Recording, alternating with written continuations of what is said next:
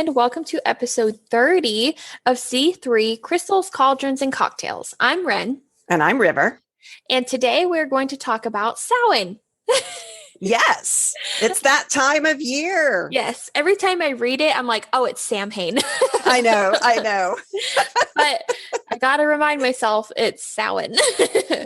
But first, what are we drinking? We are drinking our witch's brew, which we put the recipe for our patrons up.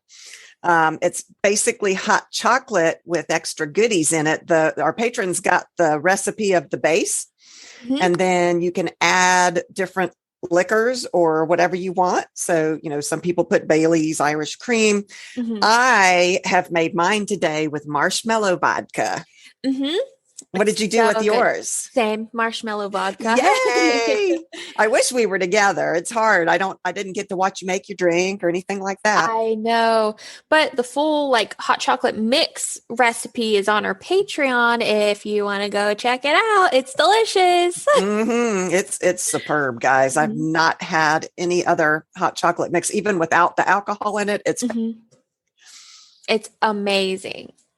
Yes. But let's get right into Samhain. Samhain. No, let's get into Samhain. So what is Samhain? Samhain is a Gaelic festival marking the end of the harvest season and the beginning of winter, or the quotes darker half of the year.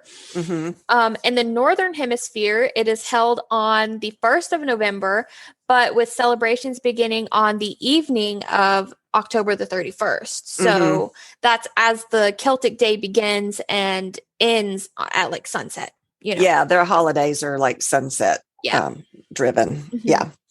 And on Samhain, the veil between us and the next world is thinner. It's easier to communicate and easier to do anything with the dead. But of course, I advise caution and don't do anything you're not ready for, you don't understand, educate yourself before you do it. Definitely. It's a great time to work divination because a lot of times it is the spirits that work through divination, not for everybody, but for some people. And if you are one that connects with the spirits, or if your ancestors are ones that help give you your insight, this is a great time to do it because the veil is the thinnest. It is all year long. Yeah. It's also the final harvest celebration. As you said, it's the third of 3 harvest celebrations. And it was known as the Celtic New Year back in the day, that this was their new year. And some witches also celebrated as their new year as well. So, and it's actually, it's Samhain, but it's also pronounced Samhain, or in Scotland, I believe it's Samhain. Correct me if I'm wrong, listeners. But we here in at least our little Kevin, we pronounce it as Samhain. Samhain, or if you read it, it's Samhain. Or Samhain for those other Georgia people out there. I know. And it's actually translated as summer's end. That's the literal translation. I saw that. I really like that. Because I feel like some people look at it and they're like, "Oh, that's such a mysterious and spooky name, Samhain." No, it's just another language. Yeah. So let's get into a little bit of history. So Samhain is believed to have Celtic pagan origins, and some Neolithic passage tombs in Ireland are aligned with the sunrise at the time of Samhain, which I thought was really cool. Very cool. Kind of like my brain went blank, and I've only had a few sips, I promise. Stonehenge, kind of like Stonehenge is aligned for the solstice, I believe. I think it's the solstice. I believe so. Yeah. So I didn't realize there were some that were aligned for the time of Samhain. That's cool. And it is the first mentioned in the earliest Irish literature. Wow, you and I both. From the 9th century, and is associated with many important events in Irish mythology. Okay. Because the Celts believed that the barrier between worlds was breachable, quotes, during Samhain. They prepared offerings that were left outside villages and fields for fairies or she. Yep. Sidhs. Yes. And that's actually spelled several different ways as well, depending on what dialect, Sidhe. But yes, it's pronounced she. Yes. And I thank River for putting in the pronunciation on that one, because I would have. Yes. Yes. It was also expected that ancestors might cross over during these times as well, and Celts would dress as animals and monsters so that the fairies were not tempted to kidnap them.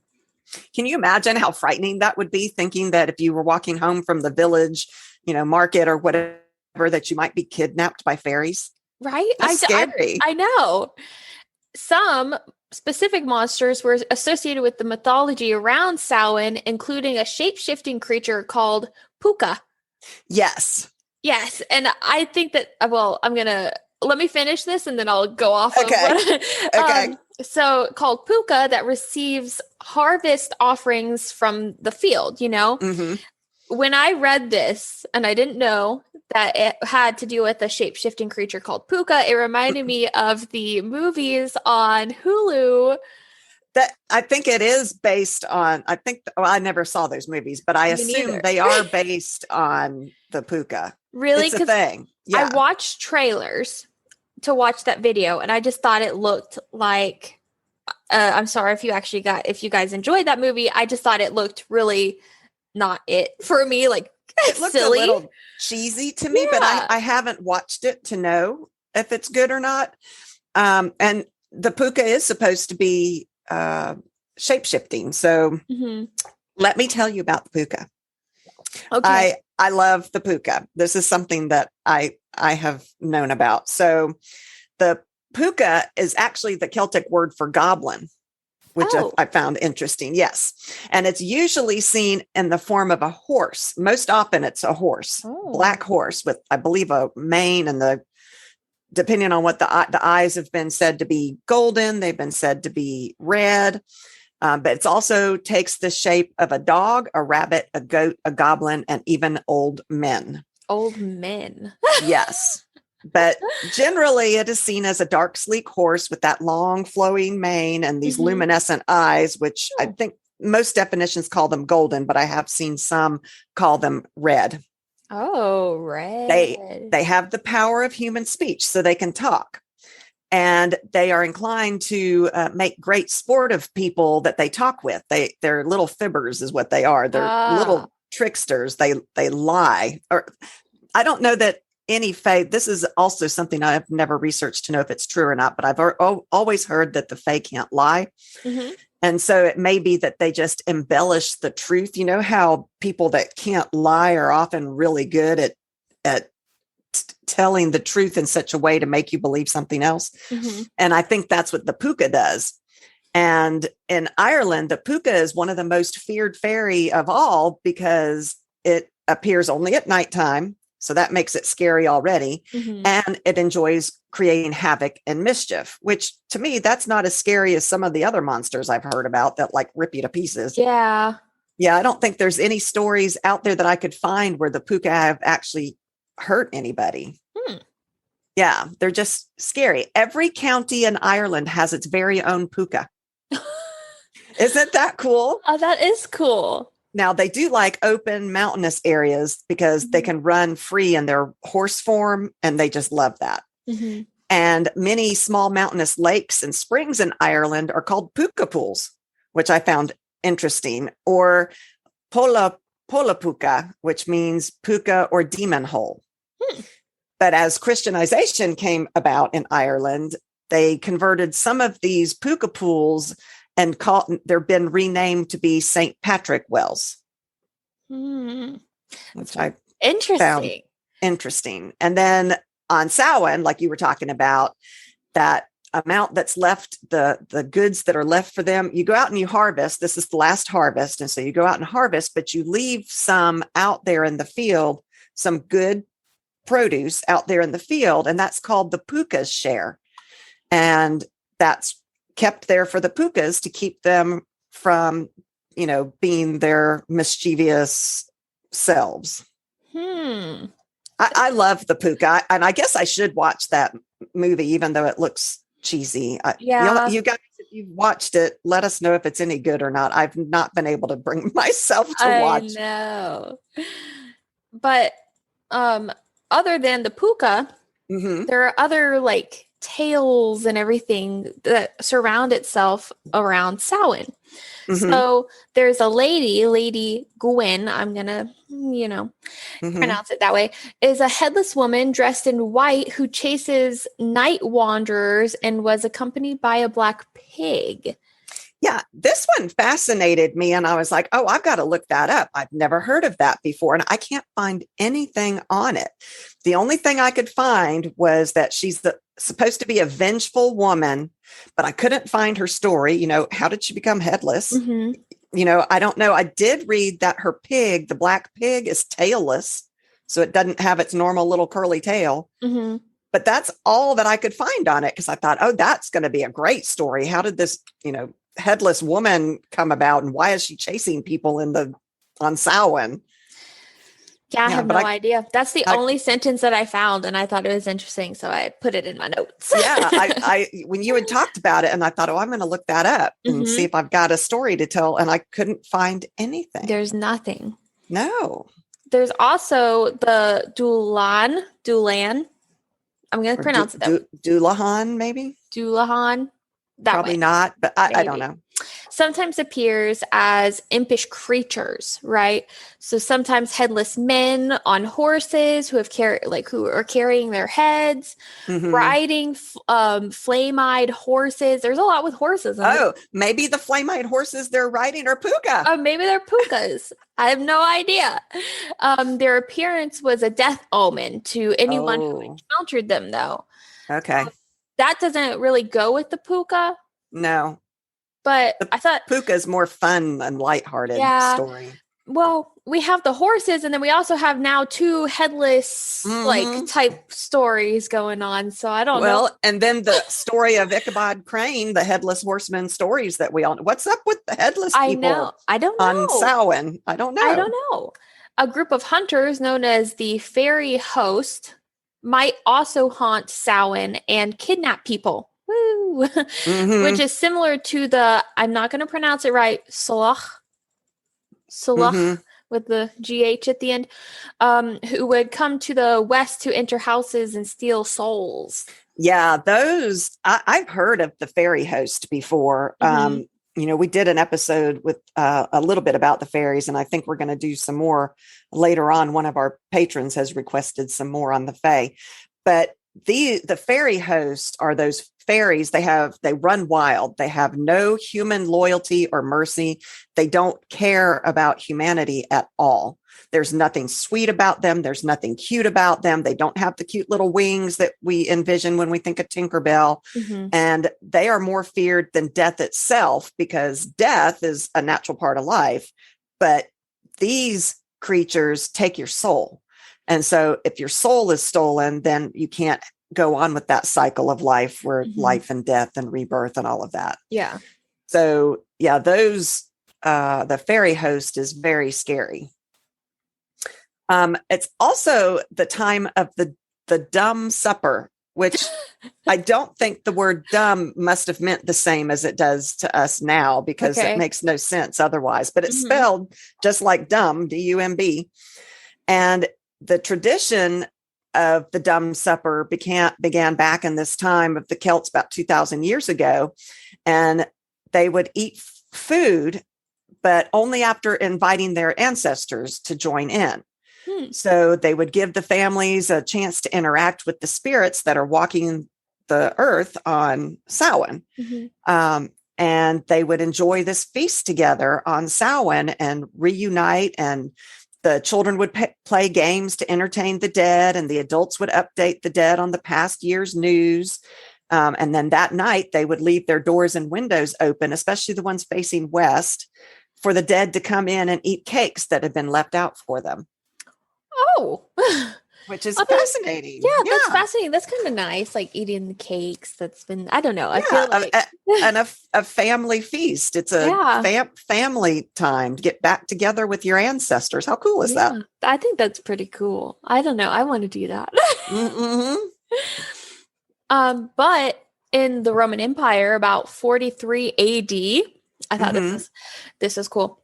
The Roman Empire had conquered the majority of the Celtic territory at that point. And in the course of the 400 years, like over 400 years, they ruled the Celtic lands, and they had two festivals of Roman origin that were combined with the traditional Celtic celebration of Samhain, which I like that they didn't just like wipe out the Celtic history, and they kind of like combined it. And so they kind of kept that alive. And the church had to do that too, because you can't take people's culture away from them without risking them fighting back. So I think that was clever of the Romans to merge them. Yeah, it's similar to how when Christianity was taking over and they combined paganism and Christianity, I can't remember what years that happened. I'm pretty sure it happened similar time because it was within the Roman Empire and everything. I'm learning about that now, actually. And so it's very interesting because I feel like they were a little bit more understanding in that time, for a little bit at least. And so to be able to recognize, and instead of like wiping out somebody's culture, they combined it to keep the peace. Yeah, I think it, like you said, it might have been to keep the peace. I don't know that it was more that they were understanding. I think they just didn't want to be murdered in their beds by uprisings of the pagans. Yeah. And by placating them, they were able to keep them, quote, in their place and rule over them. I don't know that the Romans were a very loving people. No, not at all. But to understand like how Samhain works, it's important to recognize how the structure of the year's calendar affected the Celts' religious practices. So much of the modern pagan practices is based on the wheel of the year, a major determining factor in Celtic worship. So the Celtic year was divided into halves, which I thought was really cool because I didn't know this like all the way. I knew it had to deal with this, but not where it came from. And so 2 halves, light and dark, which were like to deal with their 4 annual fire festivals, basically. Right? Yeah. So in between rituals or ceremonies, they celebrated by marking this solstices, when night is either the shortest or longest, right? Or equinoxes, when the days are equal to the night. And so Samhain is the fire festival that marked the beginning of the dark half of the year and is situated between the autumnal equinox and the winter solstice, which I thought was really cool. Yeah. Did you know back in the day, back in that time frame that you're talking about, it was common that when they went outside to do this last harvest, it was all a ceremonial type thing. They had to allow the fires that were in their homes to go out, which I imagine was, you're getting into wintertime and fire wasn't easy to start. They didn't have matches or lighters like we do. Yeah. But then the Druids would start this communal bonfire after the harvest was over. And they started it with this wheel thing. It was kind of like a flint, like we use flint like that, but this wheel turned and made the spark and created this bonfire. It was a communal bonfire for the whole village. And everybody would take a torch from that bonfire to go and relight their hearths in their homes. Oh. I guess to start that new year. Yeah. I mean, that sounds nice. And then if you look at the fire, then you like know where it came from and celebration and everything. Yeah. I mean, that still took a lot of faith on the part of the people that were out there harvesting. I mean, it was cold by then and fire wasn't easy to make. And, depending on where they lived, it could be quite cold. Yeah. And I bet it was a lot colder than what it is now in this type of season because like we've had like global warming issues and like all of that. So, I mean, I bet you it was like freezing.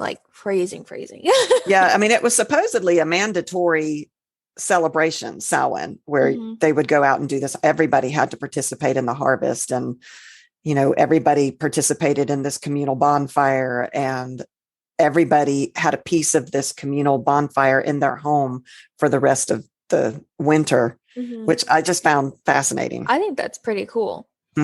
So now let's get into ways to celebrate. I know. Okay. That's what we're all waiting for. Right? With marshmallow vodka. Yes. How do I celebrate? How does one celebrate? So there are bonfires, like we just said, that there's multiple uses for bonfires, and we'll hit on a lot of them. Bonfires used in divination rituals, but again, not all divination involves fire. Right. I mean, even basic tarot reading, like we talked about last week, is a form of divination. Yeah. Yeah. I kind of like the idea of a family bonfire, and, maybe everybody lighting a candle, like a get together with your friends, and you've got a bonfire in the backyard. It's the fall. It's cool and crisp, and everybody lighting a candle from it or something. That would make it communal, and maybe have each person blow out the candle and make a wish or something. I don't know. I just think that would be fun. Yeah. That would be a fun way to celebrate. That sounds fun. I would go. You can also celebrate with music and dancing celebration type, if you don't even know how to dance, just do it. I don't know I don't know how to dance. It's quite awful, and I make your eyes bleed, but yeah.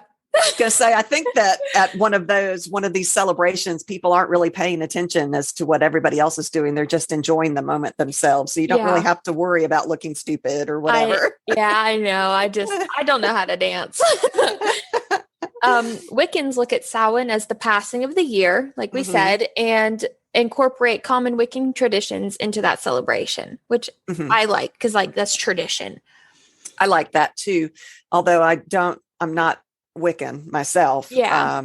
But they do have Samhain as a traditional Sabbath for them in their religion. But you don't have to be Wiccan to celebrate Samhain. You can host your own dumb dinner, make a feast to remember your lost loved ones, talk about them, remember them, including pets, which, I like to talk about the pets that we've lost. I miss them still. Leave food out for your ancestors to enjoy. I'm not sure in this day and age we can leave the doors and windows open facing the west. I don't think that's very safe right now. Yeah. But, it's still a fun idea, I think. And you could make foods for this dumb dinner. There's barmbrack, which I'm probably not pronouncing right, BARMBRACK. And it was a baked delight that has Celtic roots. And it's often now in today's world baked around Samhain. My mouth is watering. It's a loaf of sweetened dried fruit bread filled with yeasted bread that was baked with trinkets inside of it. Oh. And the trinkets were a form of divination. They were a form of fortune telling. So you could put charms into this bread, and whatever trinket you got would be a prediction of what will come next year. So, the trinkets could be hearts or, whatever you want, and you could interpret it however you want to. It's open to your interpretation on whatever charms you get. Common charms back then were rings for marriage, coins for wealth. A P meant that you wouldn't marry that year. Oh. A piece of cloth signaled falling on hard times or bad luck. Oh, shoot. And a small stick meant that you were going to have an unhappy marriage or dispute. Well, let's just not even put those in it to begin with. Am I right? I know, right? But if you do decide to make it, there's recipes out there, or you can use a simple Irish soda bread and adapt it to fill dried fruit or candied lemon and orange peel in it. My husband, there's a bread that he likes at Christmas, and I can't remember the name of it, but it's a fruit bread. I think that would be a type of barmbrack. If you do use trinkets and bake them in your bread, make sure you clean them really well first. And don't swallow them. And don't swallow them. Be very careful while you're eating it. Choking hazard. Spiced mulled wine was common back in the day, so that might be something good to have now to celebrate. Or a mead. Mead is always, it's transcendent through the times. Apples, you don't like mead. Is that what you were going to say? Yeah, mead. I know we've had it a couple times in the episode, but for my birthday celebration, we and like our husbands, we went to a haunted like house village thing, and they had an amazing apple cider. I think about it. I'm like, I could just go back just for that. You guys, that was so fun. We went together with our husbands to celebrate Wren's birthday, and it's at the grounds of a Renaissance festival, and they have it all set up, and it was so much fun. I screamed my head off all the way through it. It was so fun. I laughed pretty much all the way through it.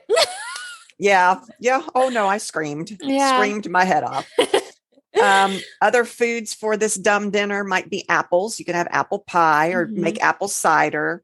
Or this is a good one. You take a block of cream cheese at room temperature and you cover it with caramel sauce. And then you sprinkle Heath Bar Crunchies on top of it. And it's a great dip for apples. It's so yummy. Wow. Block of cream cheese. I wouldn't even think about that. It's so good. Yeah. That's so much fun. Yeah. I have that in the Druid traditions of Samhain celebrations, the dead with where they celebrate the dead with a festival on October 31st, and usually features a bonfire. Here's a bonfire again, and commune with the dead, right? So American pagans often hold music and dance celebrations called witches' balls in proximity to Samhain, which I just thought that was cool. I want to go to a witches' ball. I know that they have witches' balls in New Orleans. That heritage that they have there with the voodoo heritage and that kind of thing. Yeah. I would love to go to I know, me ball. Too. I want to be able to travel. I want to go. Also, if you leave your house, as we do on the night of Samhain, take a gris with you for protection and leave mandrake and or hawthorn around your doors and windows, right? And if you don't know what a gris is, it's a charm bag or hex bag if you don't use the term gris. And I don't even know if I'm pretty sure I'm saying it right. Gris. Yeah, because French would be gris. I don't know if it's a gris or a gris or what. I don't know either. Well, I've always, I grew up hearing gris, Well, we are in the South, so it's, I don't know how it's properly pronounced. That's how I was raised pronouncing it. You can leave food offerings on altars and doorsteps for the dead who may be walking, which we've talked about, and then light a candle in the window. So I thought this was cool. Light a candle in the window to invite the spirits of your loved ones into your home, and you can set a place at the dinner table for them too. That's a great idea. So when you do the dumb dinner, actually set places for your ancestors. That's a great idea. I really like that one. Yeah, along that same line where you put a candle in the window, you're supposed to open this western facing door or window and put a candle to let them know that they're welcome in your home. That's very cool. What if you don't have a window on the west side of your house? I don't know. I guess. Or a door or anything. I don't know. Because I live in an apartment. Yeah, I guess outside your front door or out your back door. I don't know what direction your apartment faces. I never paid attention to what the directions are. I have no idea. I could figure it out. Yeah. You can set up a Samhain altar. So if you're new to pagan tradition and you don't have a permanent altar that you can change around and redecorate, you can just easily set up on a table or a counter in your kitchen and leave it in place for the 3 days prior to Samhain. You can decorate it with symbols of the fall, like skulls and skeletons and grave rubbings, which I think is a great idea. I would love to go to an old cemetery and make some grave rubbings and put that on my altar. I think that would be cool. Symbols of ghosts, harvest foods such as little pumpkins and the squash. I mean, those that we decorate our mantles and stuff with at Halloween time or at Thanksgiving time, that kind of thing goes really well on your altar. Nuts and berries and dark breads, dried leaves, acorns, have a cornucopia filled with an abundance of those things, the fruits and veggies. Or if you don't want to do that kind of altar, you can make an ancestors altar, which I also think is a great idea, especially if you're going to have one of these dumb dinners. You can honor your deceased family members with this ceremony. You gather photographs and heirlooms and other mementos of the deceased family and friends, even your pets, and arrange them on a table or the counter or your altar if you have a permanent one, along with votive candles, and you light the candles in their memory. And while you're doing so, you speak their names out loud and express well wishes and thank them for being a part of your life or lineage. And you sit quietly and pay attention to what you experience. You might receive messages, and if you do, you can write them into your book of shadows. Write them in a journal. The ancestors altar can be created just for Samhain, or you can have one up all year round. And another way to honor the passing of family and friends is to visit their actual grave sites at a cemetery. Call to mind memories and consider the ways the loved one continues to live on with you. You can bring an offering such as flowers, dried herbs. Rosemary is a great one. Fresh water, moon water. That would be a great way to celebrate Samhain. I want to also say, let's go back to the food for a second, because I love food, right? One of my favorite things to do for Samhain is to make these chicken wings. Okay. They are to die for. And River, you showed me the recipe. And we call them bat wings around this time. And they are to die for. And I just want to say, we also put that recipe on Patreon. If you guys, oh yes, it came out the day that we're recording today, which is the 26th, right? Okay. And so you should definitely go check it out, because you will not be disappointed if you make them for Samhain, or if you celebrate Halloween. Yes. Yeah, that makes me think of a story of one of my friends just this week. She's so funny. She was driving to work. Well, actually, she was dropping her kid off at school, and she noticed something on the front of her car. She thought it was a leaf.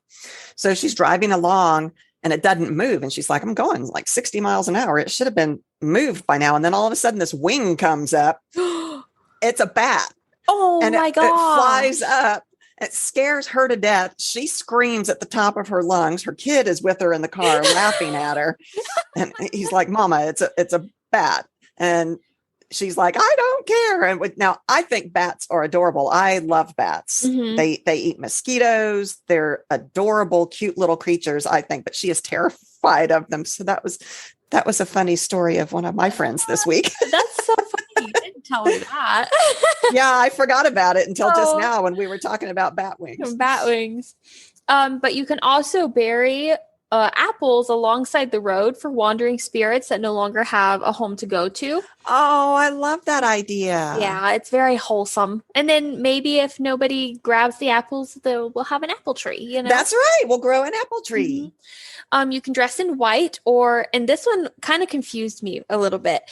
You can dress in white or as another gender to confuse the spirits that may wish you harm, which was very weird because like we dress up in costumes, for Halloween. And so it's like the other, like as another gender to confuse the spirits that may wish you harm was just it kind of threw me off. Yeah, I guess if the spirits are looking for you in particular, like if one's got a vengeance to come after you and you dress as a different gender, that might throw them off. That's odd. I've never heard that one. I know, me neither. And I was like, well, I mean, I feel like dressing as like something as like for Halloween, like I personally am going as a hippie this year.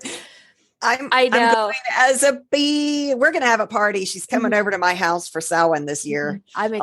Although we're going to have to celebrate it since Samhain's on Sunday and we all have work or school on Monday. We're going to celebrate Friday. The day y'all are listening to this, hopefully is the day that we're going to be celebrating. So yeah, we're going to have a party at my house. It'll be so much fun. And you're probably like, why a hippie? I don't know. I just like hippies. Oh, I don't wonder why. That is so you. And I'm going as a beef because that's my familiar. Yeah. Look, we are so, what's the word? Predictable. Yeah, there's a lot of words that you could fill in that blank. We'll go with predictable. Yeah, I like that one better. Yeah. I'm good with predictable as opposed to some of the other words that might be thrown around out there. Yeah. Okay. So if you do a bonfire, which I really want to try this one when we get together, with your bonfire, write your name on a stone. Doesn't say how you write your name on it. So I would probably just write mine on with a Sharpie. I don't know. Write your name on a stone and throw it into the fire, and then check on it after like the morning, after the fire's gone out, and see how it has done with the fire. And that's supposed to tell you what your the coming year has like in store for you. That's crazy, because I feel like it would all be charred. I can't imagine any rock that you throw. Everybody's going to have a charred new year. Yeah, like I have no idea. I mean, I suppose if we wrote on crayon and it would melt, maybe it would make pretty colors on the rock. That might be fun to try. Maybe. I just feel like mine would just melt away, like catch on fire. Yeah. Like your potato story. Did you tell our listeners about your potato story? There's no need to talk about it yet. Y'all, she caught a potato on fire. Okay. I don't know that that's even possible. I know these stories. So growing up. Yeah, I didn't know her when she did this. I don't remember how old I was. I think it was like 14. And I go to my dad and I'm like, I'm just trying to bake a potato, right? Because I just was trying to eat lunch and I was trying to the microwave. Yeah. Right. Yeah. Yeah. So microwave potato. And I asked my dad, I was like, hey, I'm trying to microwave a potato. How long do I put it in for? Right. Because I'm 14. I've never really like microwaved my own potato, but I just seen my parents do it. So he goes, about 15 minutes. Right. And so I literally put it in for 15 minutes and I wander around the house. I'm chilling, I'm cleaning. And it was like a weird day too. I specifically remember this because my sisters were like, we were all cleaning and we had all of the windows open and we never really have the windows open in our house. And I remember my oldest sister, she goes, oh my God, there's a fire. The microwave is on fire. And I started screaming, there's a fire. She told me to shut up because the windows were open so nobody would call like the fire department because it wasn't like really on fire. And so we open up the microwave and it's literally looks like a lump of coal. And my sister like grabs some tongs and throws it into the sink and runs it under some water. And then she goes and cuts it in half. And there's literally an ember inside of the potato. I literally burned it all the way to the inside. And my dad to this day still says it's all my fault, even though he's the one who told me how long I should have baked the potato. I just love that story. Yeah. And he said that he thought I had multiple potatoes. That's why he said 15 minutes. But I was like, why would I have multiple potatoes? I feel like even 15 minutes for multiple potatoes is a long time in a microwave. I don't know, man. I don't know. I don't know either. He still blames me. Maybe microwaves were different in the olden days. I don't know. And then my mom always comments on how next time I get a microwave, I need a potato setting on the microwave. I agree with that. Yeah. I think that's a good idea. Yeah. But burning the potato makes me think of what's going to happen to your rock when you put this rock in a bonfire. I know. We will attempt to do this and report back. Mm-hmm. Mm-hmm. I do love bonfire magic. There is so much that you can do with bonfires. Take bonfire flames from the fireplace, put them in a cauldron, make a bonfire in your cauldron. Mm-hmm. Write down a habit that you wish that you get in and throw it into your Samhain cauldron flame, your Samhain bonfire. And I think you could do that with the big bonfire too. Everybody could write on bay leaves, although bay leaves, usually you write what your wishes are and it sends them out to the universe. So you might want to write on something else to burn something that you're trying to cast off, something that you're wanting to release. You can also move around the fire clockwise to move forward into things. You can move counterclockwise, I guess, while we're dancing, move counterclockwise to get rid of things, to end things, and move clockwise to bring forward things. Interesting. Yeah. Just a thought. Yeah. I've never moved clockwise around a bonfire to my recollection, to my knowledge. Never done that. It would be fun to dance around I bet our husbands would just sit in their chairs and watch. They wouldn't partake of that. Shake their heads. Yes. They would say, hey, you want a beer? Yeah, let's go get a beer. And they would leave us out there. Yeah. I have some like fun little colors and stones, crystals that go with Samhain. Okay. So the colors that go with Samhain are black, orange, white, and silver, which kind of makes sense. That makes sense. Yeah. And I think I even said these in a previous episode, like one of our earliest episodes when we just went over the Sabbats just generally.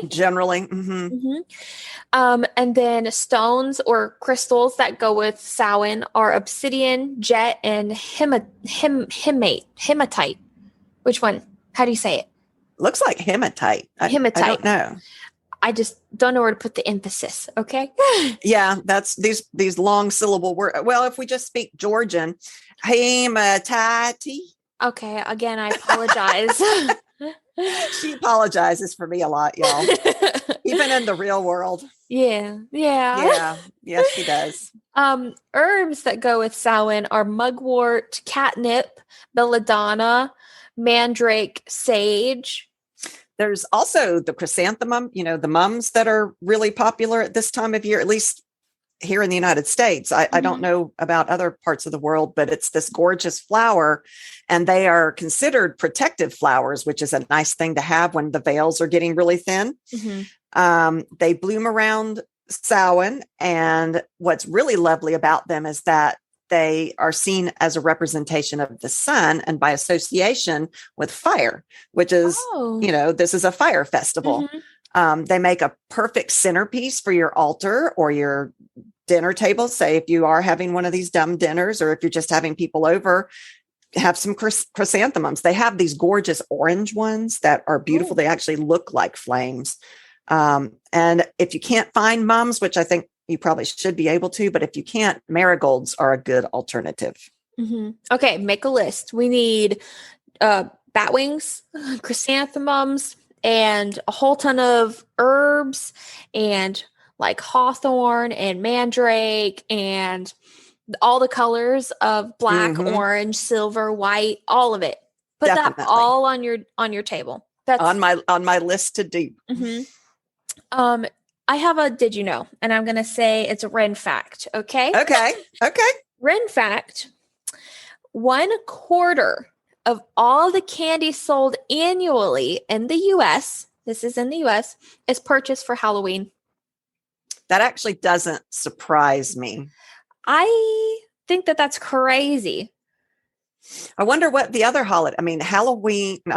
Valentine's Day is the hearts, I bet, but that's not a whole lot of candy. It's just, heart candy. Easter, there's Easter bunnies. So it doesn't really surprise me that Halloween is a big one. I thought that was pretty cool, but like all candy industries produce candy nonstop, and yet 1/4 of all that candy sold is sold during Halloween, which is crazy. Kind of crazy. It's just crazy. Yeah. So like just half of the candy that's not sold, like, does it just go bad? Like, no, my kids will eat it. your kids will eat all 3 other quarters. Yeah, they're going to eat 3/4 of the United States candy. I guarantee it. And since we've been talking about Samhain a lot, I threw in like a little bit about Halloween.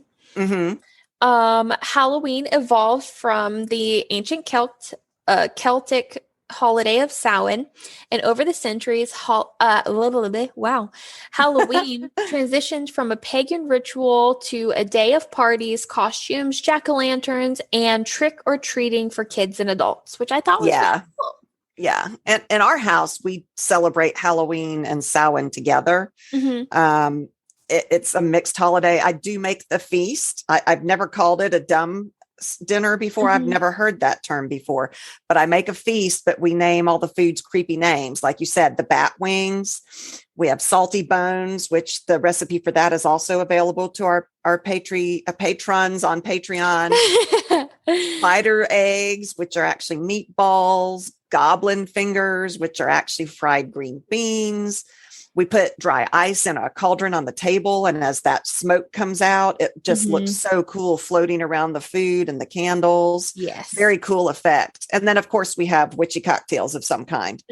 I also like baking a cooking pumpkin. You know, you can buy I think they're called sugar pumpkins. I'm not sure, but you buy a cooking pumpkin and clean it out just like you were going to cut it, but you don't put a face on it, and then you bake it. And then I fill it, my mouth is watering. I fill it with Brunswick stew, which I call gruesome gruel, and it's very festive and tasty.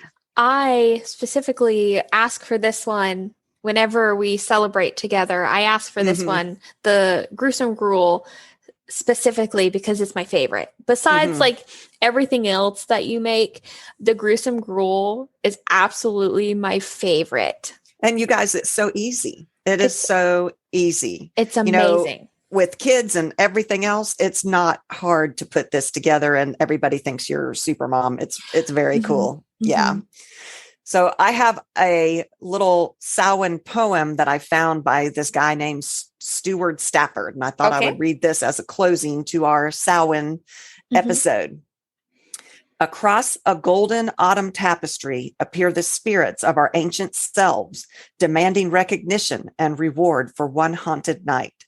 Sated, they retreat from winter's onslaught and retire to subconscious hibernation for another 12-month. And that gives me chills. I don't know why. I just love that poem. I like that. And it's written by a guy named Stuart Stafford.